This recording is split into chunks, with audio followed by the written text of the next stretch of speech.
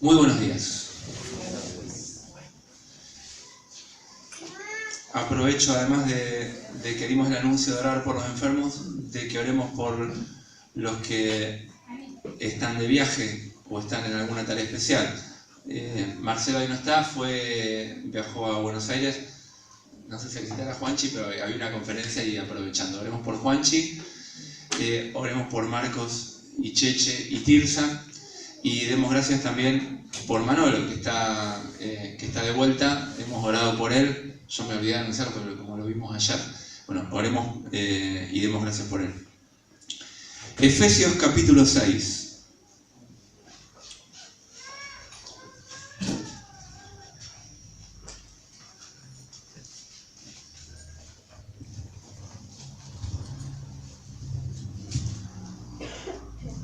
Los cristianos, bueno, este último coro que cantábamos, invocábamos al Señor para que abra nuestros ojos, para que podamos verlo a Él.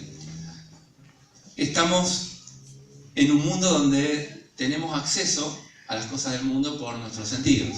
O sea, tocamos, vemos, oímos, olfateamos, gustamos.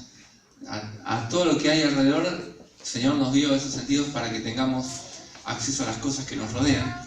Pero hay además cosas espirituales que no se acceden con estos sentidos. El Señor dice, cosas que ojo no vio, ni oído yo, está hablando de cosas espirituales, son las que Dios preparó para los que lo aman.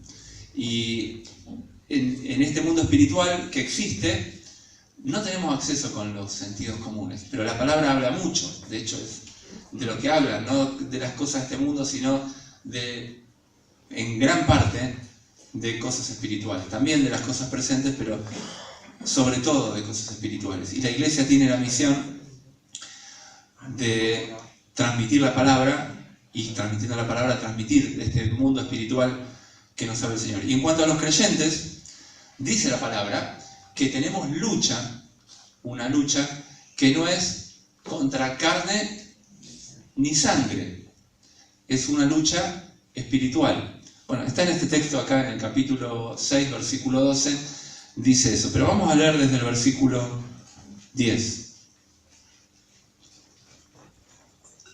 Son 10 versículos que vamos a leer de este texto donde habla de esta lucha espiritual que tienen los creyentes.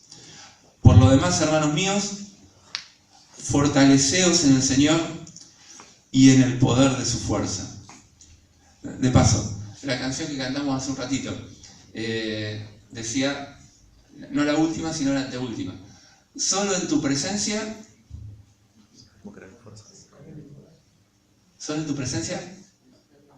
buscaré mis fuerzas. Bueno, fortaleceos en el Señor y en el poder de su fuerza. Ahí hay que buscar la fuerza. Vístanse de toda la armadura de Dios para que podáis estar firmes contra las acechanzas del diablo. Porque no tenemos lucha contra carne y sangre, o hasta al revés, o yo estoy al revés, contra sangre y carne, sino contra principados, contra potestades, contra los gobernadores de las tinieblas de este siglo, contra huestes espirituales de maldad en las regiones celestes. Por tanto, tomad toda la armadura de Dios para que podáis resistir en el día malo y, habiendo acabado todo, estar firmes. Estad pues firmes, ceñidos vuestros lomos con la verdad y vestidos con la coraza de justicia y calzados los pies con el apresto del Evangelio de la paz. Sobre todo, tomad el escudo de la fe, con que podáis apagar los dardos de fuego del maligno, y tomad el yelmo de la salvación y la espada del Espíritu, que es la palabra de Dios, orando en todo tiempo, con toda oración y súplica en el Espíritu, y velando en ello con toda perseverancia y súplica por todos los santos.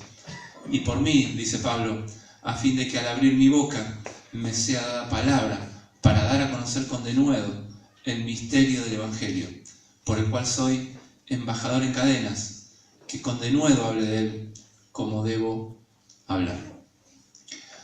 Bueno, se nos manda en este pasaje a los creyentes a resistir al diablo. Dice el versículo 13, para que podamos resistir. Otros lugares de las Escrituras nos hablan de huir. Dice, huye ¿de qué, por ejemplo? De las pasiones juveniles. ¿De qué más? De la fornicación, de la idolatría. En Proverbios dice de las deudas que huyamos. Bueno, del amor al dinero. Bueno, si huye de estas cosas, ¿no? Le dice Pablo a Timoteo, serás un fiel siervo de Jesucristo. Pero no podemos huir de Satanás. Porque no es que lo vemos. Pero si tenemos acceso, qué sé yo, por ejemplo, a un lugar donde caemos regularmente, como la pornografía, la palabra nos manda a huir de eso. A no meternos en una situación donde sabemos que somos débiles. Pero con Satanás no hay que huir, porque no podemos huir. Lo que nos manda la palabra es resistir. Porque estamos en el mundo y Él es el príncipe de este mundo. Estamos en su territorio. El Señor oró por nosotros, por los creyentes, porque dice, no son del mundo, pero están en el mundo. Te ruego, Padre, que los guardes del mal. Bueno, estamos en el territorio de Satanás, no podemos huir, no hay que ponerse en un monasterio y aislarse para que Satanás no nos ataque, hay que resistir. El enemigo, leemos ahí en el versículo 12, está organizado. Bueno, ¿ahí qué dice que hay? Hay principados, hay potestades, hay gobernadores. Todo habla de una organización en el mundo espiritual de las huestes de Satanás. Bueno, espíritus de iniquidad o espíritus malignos en las regiones celestes. Bueno, hay toda una organización de parte del enemigo. Está organizado, es numeroso, es fuerte. Contra eso tenemos lucha, nos dice la palabra de Dios. ¿Cuál es nuestro objetivo en esta lucha? Lo dice en 3 lugares. Versículo 11, para que podáis estar firmes. Versículo 13, para que habiendo acabado todo, estemos firmes. Y el versículo 14 dice, estad pues firmes. Esa es la idea, o sea, pensando en una lucha cuerpo a cuerpo, que no nos derribe, que no nos tire al piso, que no nos haga bolsa, ¿no? Que no nos deje aplastados, deprimidos, bueno, inútiles, inservibles. Que después de que pase el ataque, estemos bien, que no haya daño en nosotros. Ese es el objetivo que marca claramente ahí la palabra. ¿Y cuál es la única chance de que en esta lucha salgamos victoriosos? Es la que leímos al principio. Hermanos, fortaleceos en el Señor y en el poder de su fuerza. Si no hay ese encuentro de fortalecimiento en el Señor, las chances de estar firme después de esta lucha cuerpo a cuerpo son nulas, son absolutamente nulas. Pero si estamos fortalecidos en el Señor, dice por ejemplo Juan, ustedes son de Dios y el mundo entero está bajo el maligno, pero mayor es el que está en nosotros que el que está en el mundo. Eso dice 1 Juan 4:4. Y por último, de lo que quiero, antes de entrar en el detalle particular que quería tocar hoy, la lucha involucra los lugares celestiales, que es algo que no vemos, pero dice ahí que son espíritus de maldad en las regiones celestes. Vamos al capítulo 1 de Efesios, porque esta carta menciona mucho los lugares celestiales, o las regiones celestes, es la misma palabra. La iglesia en Éfeso era una iglesia un poco particular. Particular por dos cosas. Primero, Pablo estuvo 3 años en esa iglesia, sirviendo al Señor y enseñando la palabra. Le dedicó tiempo especialmente a esa iglesia.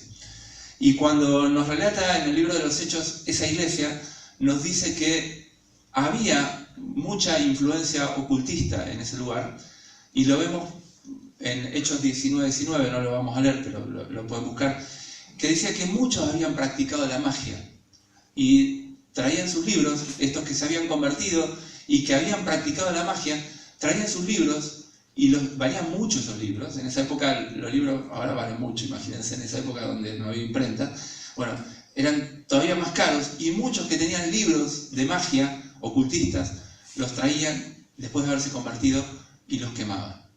Así que la palabra nos da un detalle particular de esa iglesia en Éfeso. Había un culto a la diosa Diana, donde también tuvieron sus inconvenientes en esa ciudad, pero hubo una conversión genuina de creyentes, y hay una revelación espiritual para esta iglesia que es bastante profunda.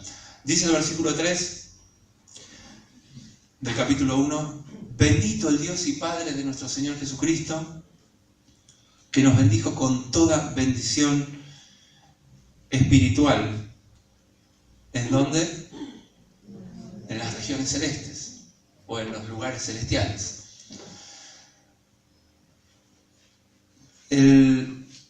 La oración de Pablo no la vamos a leer, desde el versículo 15 al 22. Habla de que el Señor alumbre los ojos, ora por eso Pablo, alumbre los ojos del entendimiento de esta iglesia para que sean conscientes de la supereminente grandeza del poder a la que ahora tienen acceso por la obra del Señor Jesucristo. Ese poder que operó en Cristo resucitándolo de los muertos es el mismo poder que actúa en nosotros los creyentes. Capítulo 2, versículo 6, dice cosas que son difíciles de entender. Dice que el Señor, Dios, nos resucitó juntamente con Él, juntamente con Cristo, y juntamente con Cristo nos hizo sentar en los lugares celestiales con Cristo Jesús. Yo me acuerdo que era nuevito en la fe y venía leyendo la Biblia en el colectivo allá en Buenos Aires y leí este versículo. Y no entendía cómo... Acá digo, Señor, acá dice que estoy sentado, que me hiciste sentar en los lugares celestiales con Cristo. Y yo lo que percibo es que estoy sentado en el colectivo, en el 28, que iba de Liniers a Ciudad Universitaria. ¿Cómo es esto, no? ¿Cómo se perciben estas realidades espirituales a las que difícilmente tenemos acceso, solo por el Espíritu del Señor? Y por último, que está vinculado, bueno, todo está vinculado, pero este lo dice más directamente a esta lucha espiritual, capítulo 3, versículo 10.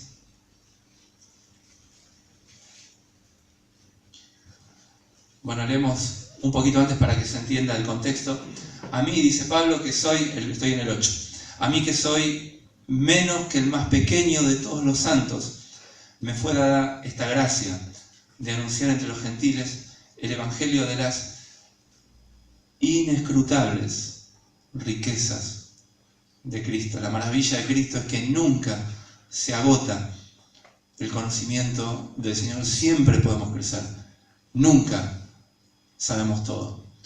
Dice, y de aclarar a todos, versículo 9, cuál sea la dispensación del misterio escondido desde los siglos en Dios, que creó todas las cosas. Y acá viene, para que la multiforme sabiduría de Dios sea ahora dada a conocer por medio de la iglesia a, lo mismo que mencionó en el capítulo 6, a los principados y a las potestades en las regiones celestes. La iglesia tiene la capacidad de poder revelar sabiduría a los ángeles que están fuera de la voluntad de Dios a través de vivir una vida cristiana a pleno. Ese es el propósito eterno, dice en el versículo 11, que hizo Dios en Cristo Jesús. Ese es el propósito eterno. Que se muestre como cantábamos, ¿no? Así como los cielos muestran la gloria de Dios, nuestra vida puede mostrar de una manera mucho más contundente la gloria de Dios y hasta dónde puede llegar el Señor, hasta dónde llega la sabiduría del Señor, y lo puede mostrar por medio de nosotros a los ángeles, de un bando y del otro. ¿En qué consiste la lucha espiritual que ustedes tienen? Si la tuvieran que describir, ¿tienen lucha espiritual? ¿En qué consiste? No es fácil de explicar, ¿no?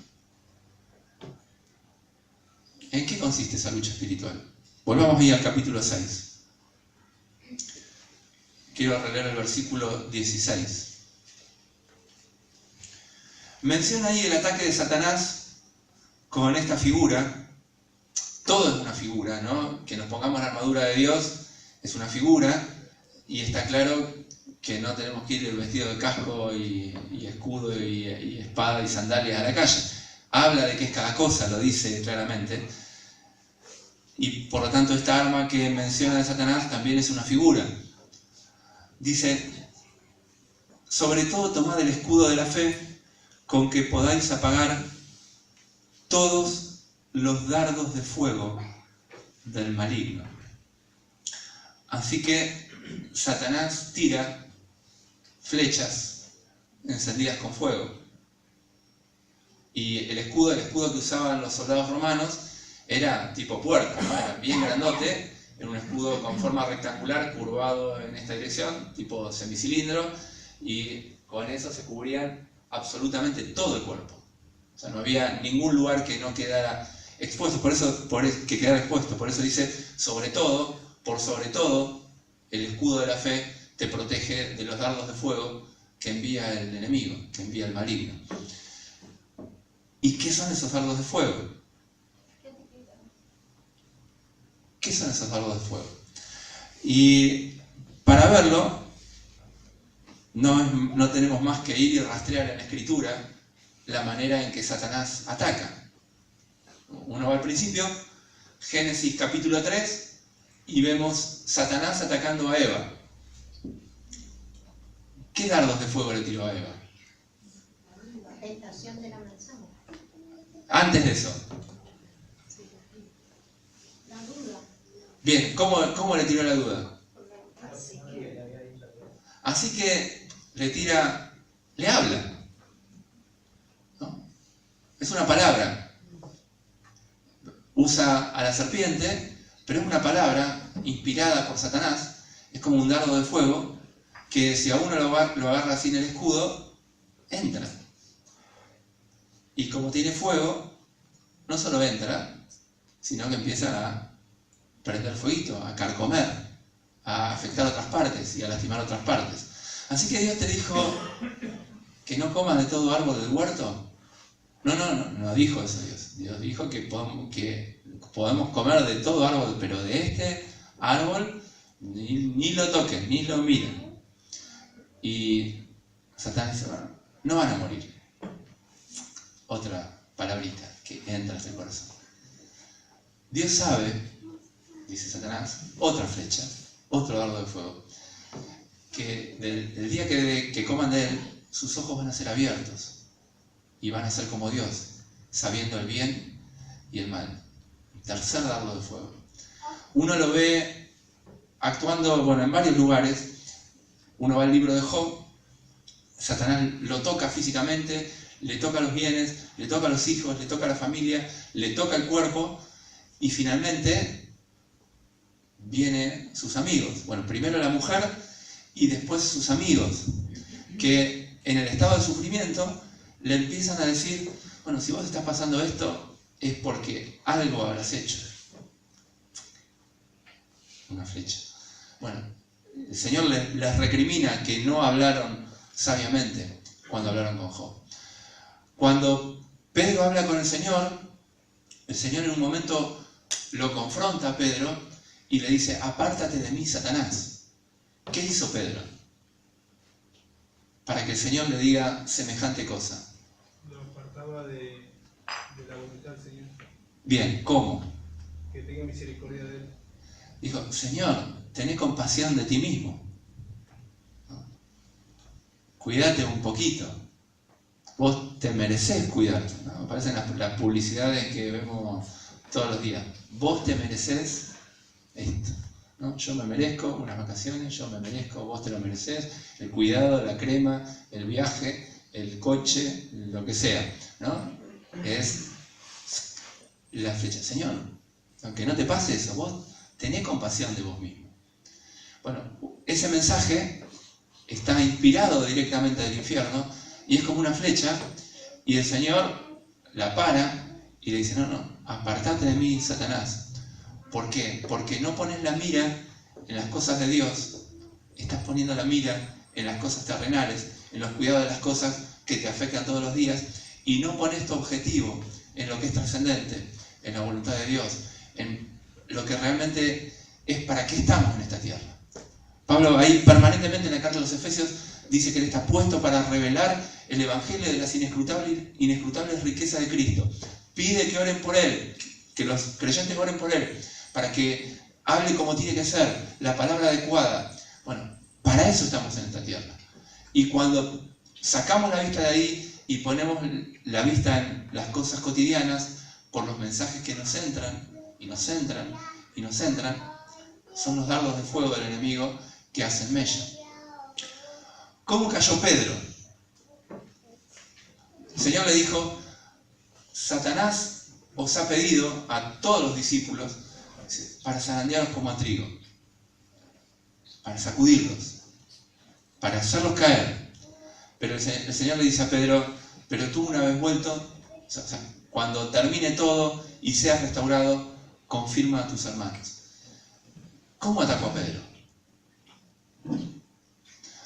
A diferencia del caso de Job, no vemos un golpe en los bienes, en la familia, en la salud. El golpe a Pedro es en las conversaciones. Él estaba mirando cómo el Señor era escupido, cómo el Señor era azotado, cómo el Señor era lastimado, y mientras veía eso estaba calentándose en el fuego con los alguaciles. Y todos estarían, no es que solo se calentaban, estarían conversando de lo que estaba pasando ahí adelante. Y la conversación era tal que se acerca una mujer y dice, este es uno de ellos. Bueno, la flecha de Satanás entrando en lo profundo del corazón, haciendo mella, haciendo daño.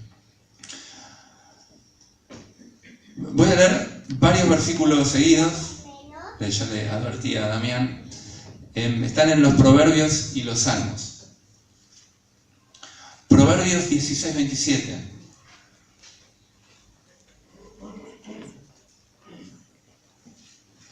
El hombre perverso cava en busca de mal, en sus labios hay como llama de fuego. Fíjense la comparación de las palabras de los hombres malvados, y esto sin duda equivale a palabras de Satanás o inspiradas por Satanás. 25, 18, Proverbios. Martillo, cuchillo, espada aguda es el hombre que habla contra su prójimo. Falso testimonio. Proverbios 26, 22. Las palabras del chismoso penetran hasta las entrañas. Salmo 55, 21. El inicuo, hablando del inicuo, dice, los dichos de su boca son más blandos que mantequilla, pero en realidad sus palabras son espadas desenvainadas, espadas desnudas. Salmo 57, 4. Vomitan llamas, o sea, de su boca sale fuego, lanzas, flechas o saetas, y su lengua, espada aguda. Salmo 64, 3. Afilan como espada su lengua, lanzan cual saeta suya palabra amarga.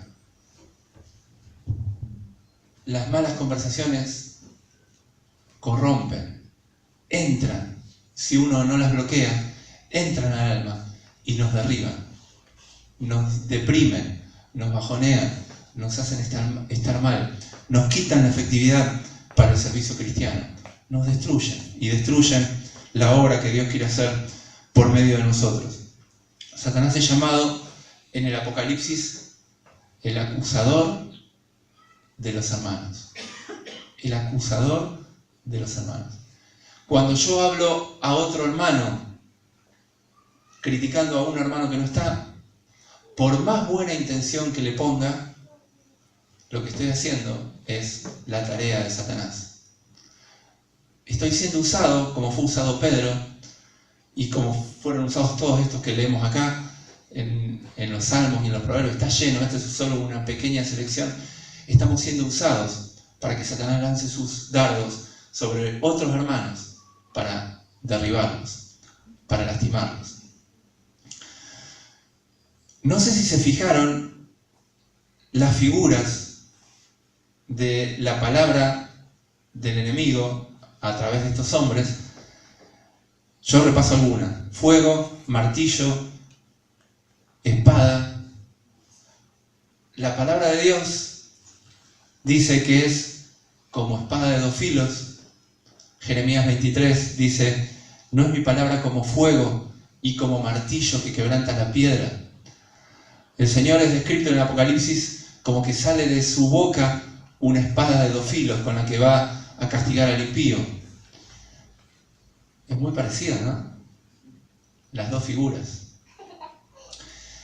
¿En qué se diferencia un asesino de un cirujano?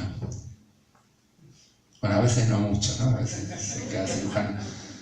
Pero, ¿en qué se diferencia un asesino de un buen cirujano? Los dos están armados. Los dos van y le entran con el hierro en la carne a una persona que está indefensa, que no se puede defender.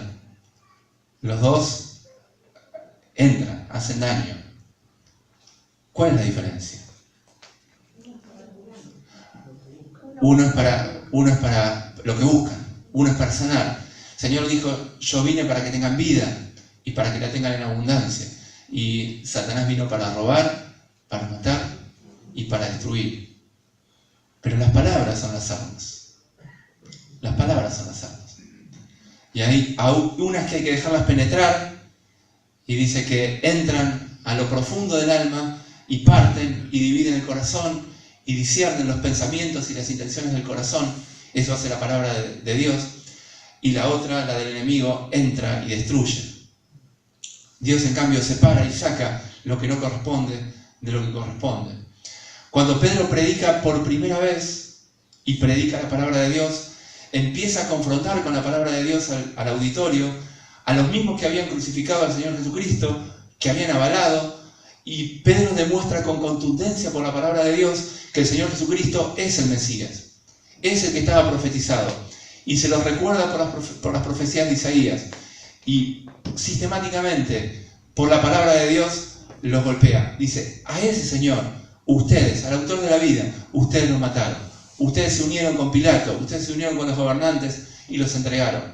A ese que ustedes entregaron, a ese que ustedes mataron, el Señor lo levantó de los muertos. Y cita la Escritura, cita el Salmo 16, diciendo que el Señor es levantado de los muertos, que no podía permanecer en muerte. Y a ese que había matado, el Señor con su poder lo había levantado sobre todo nombre y lo había hecho Señor y Cristo. Y cuando lo oyen, los que están oyendo, ¿qué sienten?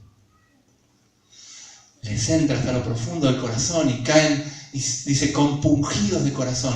Eso hace la palabra de Dios. Entra hasta el fondo del alma. Se compungieron de corazón. ¿Qué tenemos que hacer? ¿Qué tenemos que hacer? Y Pedro dice: yo sé que por ignorancia lo hicieron. Y la palabra del Señor, juntamente con el dolor, produce la sanidad. Porque atrás de eso trae la palabra de salvación. Y el Señor dice, Pedro dice, por la palabra del Señor, dice: Dios les manda a que se arrepientan y que crean en que Dios lo levantó de los muertos. Y para que todo aquel que en él cree va a tener perdón de pecados. Y creyó una multitud.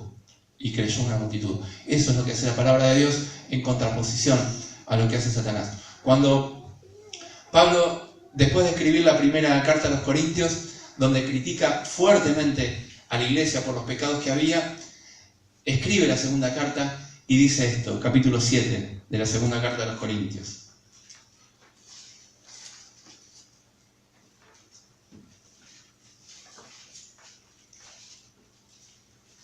Versículo 8. Porque aunque os contristé con la carta, no me pesa, dice Pablo. Aunque entonces lo lamenté, aunque en ese momento me dolió, dice, no me pesa, porque veo que aquella carta, aunque por algún tiempo os contristó, ahora me gozo, no porque hayáis sido contristados, versículo 9, sino porque fuisteis contristados para arrepentimiento, porque habéis sido contristados según Dios, para que ninguna pérdida padecieseis por nuestra parte, porque la tristeza que es según Dios produce arrepentimiento para salvación, de lo que no hay que arrepentirse, pero la tristeza del mundo, la que viene de Satanás, produce muerte. Eso es lo que hace una palabra. En los resultados vemos la diferencia y lo que hace otra palabra. Mateo capítulo 15.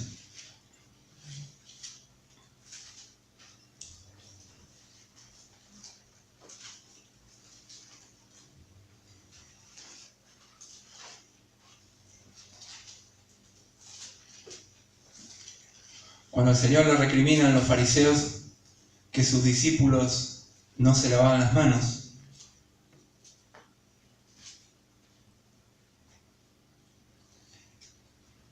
el Señor les transmite esta enseñanza profunda. Versículo 11. No es lo que le entra en la boca, o sea, la comida. No lo que entra en la boca contamina al hombre. Lo que sale de la boca, eso contamina al hombre. Las palabras que salen de un corazón malvado contaminan al hombre. Y contaminan quiere decir contaminan. Afectan, producen daño. Dice el versículo 17. ¿No entendéis? Después les aclara a los discípulos que tampoco habían entendido. ¿No entendéis que todo lo que entra en la boca va al vientre y es desechado en la letrina? Pero lo que sale de la boca sale del corazón y esto contamina al hombre. Del corazón salen los malos pensamientos, los homicidios, los adulterios, las fornicaciones, los hurtos, los falsos testimonios, las blasfemias. Todas estas cosas son las que contaminan al hombre. Y salen por medio de palabras, por la boca de los hombres. Y nos hacen daño.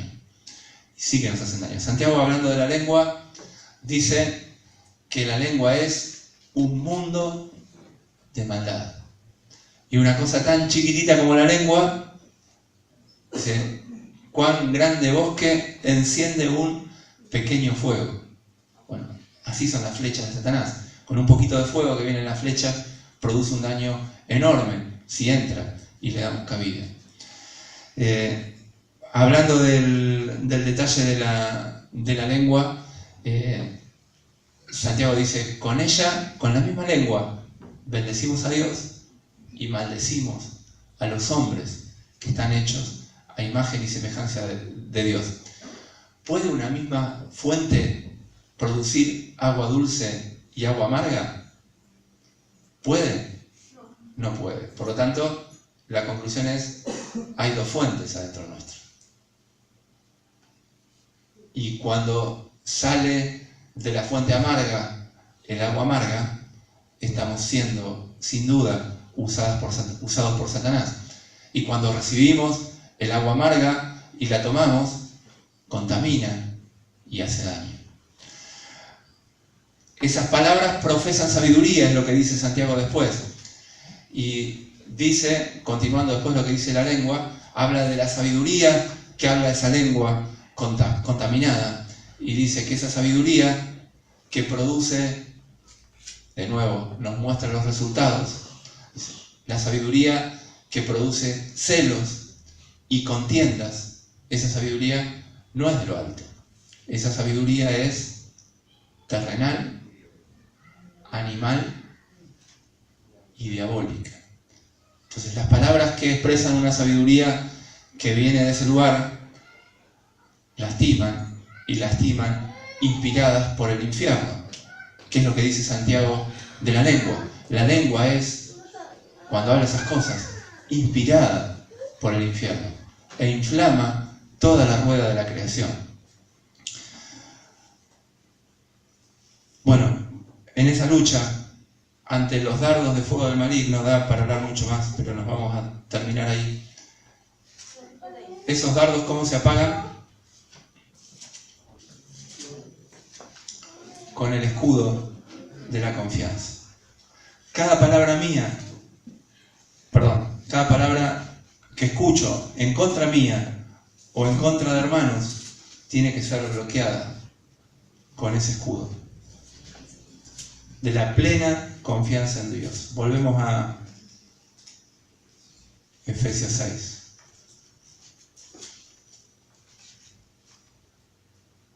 Con ese escudo, hermanos, podemos apagar todos los dardos de fuego del maligno. Si estamos derribados, posiblemente porque haya sido, o sea, porque alguno de estos dardos de fuego entró adentro nuestro y produjo daño. El Señor le dijo a Abraham, Génesis 15:1, no lo busquen, no temas, yo soy tu escudo. Yo soy tu escudo. No temas, yo soy tu escudo. Tienen para ser dulces, si buscan en la concordancia escudo, y en los salmos, David lo dice permanentemente, que el Señor es su escudo. Si uno se fija con detalle, la armadura no es otra cosa que el Señor Jesucristo. Distintos aspectos del Señor Jesucristo. Él es nuestra justicia, Él es la palabra, Él es la verdad, Él es nuestro escudo. Pero en particular es el escudo de la confianza. Salmo 18.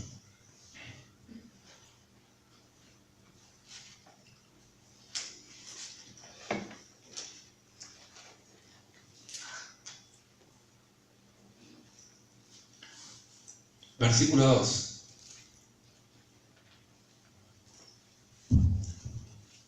Dice, Dios mío, fortaleza mía, en Él confiaré. Y cuando confiamos en Él, Él es mi escudo. Versículo 30 del mismo Salmo.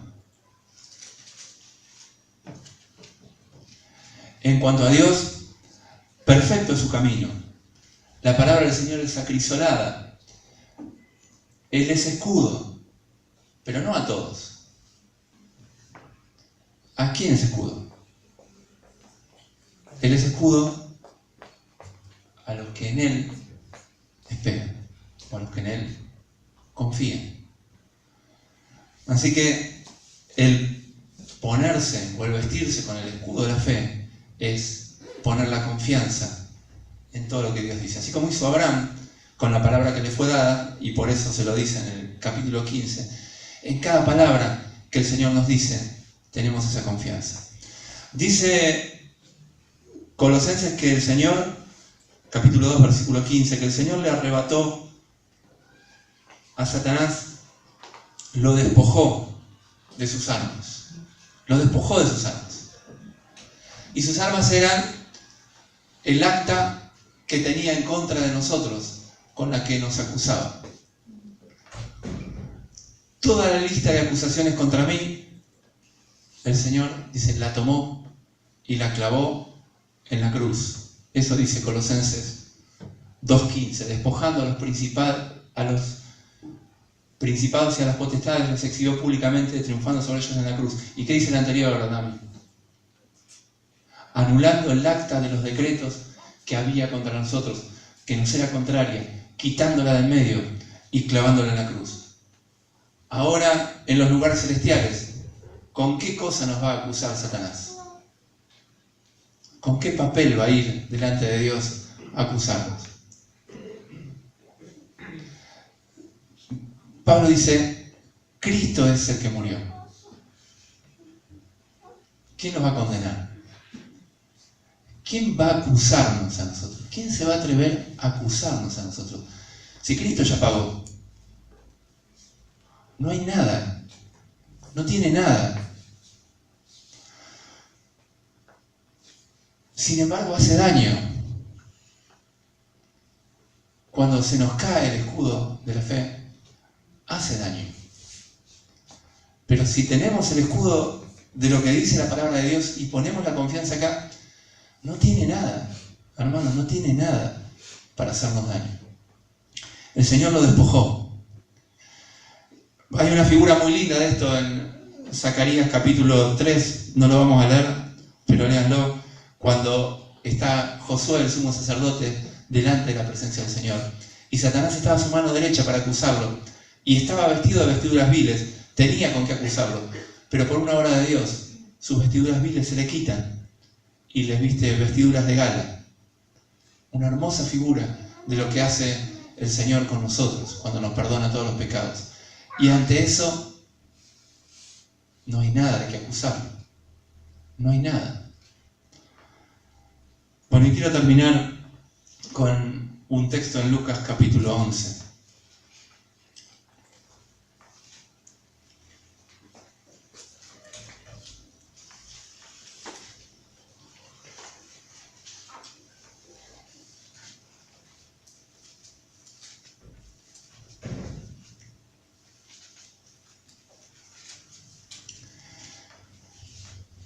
Por esta razón de que el Señor pagó todo lo que debíamos, y por ninguna otra razón, por poner nuestra confianza en eso, y solamente en eso, es que tenemos salvación.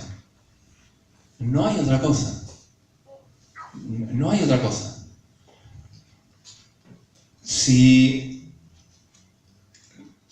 eso está en tu vida, yo no sé si todos los que están acá conocen al Señor de verdad o han experimentado esto de que no hay más culpa. Es algo que nos hace venir a adorar al Señor y agradecer por el sacrificio en la cruz, porque no hay más culpa. Es algo por lo que el mundo lucha, es algo por lo que la carrera de psicología existe, porque el hombre lucha contra eso. No puede quitarse la culpa, se la trata de tirar a otro, pero tenemos culpa, hay muchas culpas que tenemos que son lícitas. El Señor lo agarró, lo quitó, lo clavó en la cruz, ya está. Si experimentaste eso, sos salvo. Si no experimentaste esto, Satanás todavía tiene con qué acusarte y lo va a hacer. Es su única arma, lo va a hacer. Dios quiera que puedas ser salvo y que tengas la experiencia de la libertad de toda culpa y por lo tanto liberado del temor de la muerte, porque sabemos a dónde vamos, porque no hay culpa. El Señor nos limpió de todo pecado. Cuando el Señor estaba, Lucas capítulo 11, cuando el Señor estaba haciendo bienes en esta tierra y echando demonios, entre otras cosas, lo acusaban de que echaba a los demonios, de alguna manera disimulando que era Satanás, que echaba fuera a Satanás. De eso lo acusaban. Y el Señor dice, al terminar esto, que si una casa está dividida contra sí misma no va a prosperar. Pero si realmente es por la obra de Dios, por el poder de Dios que le echaba a los demonios, lo que había pasado era que realmente el reino de Dios había llegado a ellos. Y da esta figura, versículo 21, y yo quiero que nos centremos en la figura. Cuando el hombre fuerte, armado, guarda su palacio, en paz está todo lo que posee. Pero cuando viene otro más fuerte que él, le vence, le quita todas sus armas en que confiaba y reparte el botín. Para los que están en el Müller, el núcleo hermenéutico, la aplicación de esto natural a lo que el Señor claramente lo intenta decir es que Él es el hombre más fuerte y que entró donde Satanás tenía dominio. Satanás era el hombre fuerte, tenía sus armas, pero vino el Señor, que es más fuerte que Él, lo despojó por medio de la muerte, le quitó las armas que tenía y ahora se repartió el botín. Somos del Señor, nos ganó para Él. Pero también esta figura podemos aplicarla a otro aspecto de nuestra vida espiritual, que es que mientras el Señor cuide nuestra vida, mientras nos fortalezcamos en el Señor y en el poder de su fuerza, como decía Efesios 6:10, en paz está todo lo que poseemos. Todas nuestras bendiciones espirituales están en paz. Las disfrutamos y las tenemos mientras el Señor nos cuida. Y estamos vestidos con todas las armas. Pero si dejamos al Señor, si nos separamos un poquito del Señor, si empezamos a confiar en otra cosa que no sea los méritos del Señor y la obra de Cristo, entonces ahora estamos confiando en nosotros mismos. Y ahora viene Satanás, y Satanás es más fuerte que nosotros, porque fuimos creados menores que los ángeles. Y no tenemos las armas. Aunque este versículo tiene la aplicación para lo que dijimos primero, también nos advierte que si nos separamos del Señor, Satanás es más fuerte. Porque solamente por el hecho de que el que está en nosotros, el que está en nosotros, es más fuerte, y esa es nuestra fe que ha vencido al mundo, ¿no? De tener al Señor dentro. Solo por eso nos sostenemos en esta lucha espiritual. Y cuando acaba todo, ¿cuál es el resultado? Estamos firmes. Que el Señor bendiga su palabra, que bendiga nuestro conocimiento en esta lucha espiritual, pero más que nuestro conocimiento, nuestra aplicación real en esta lucha espiritual que todo creyente tiene. El resultado puede ser dos: o Satanás reparte el botín, o permanecemos firmes. Alguna de esas dos cosas va a ser el resultado de nuestra lucha espiritual. Que Dios nos bendiga.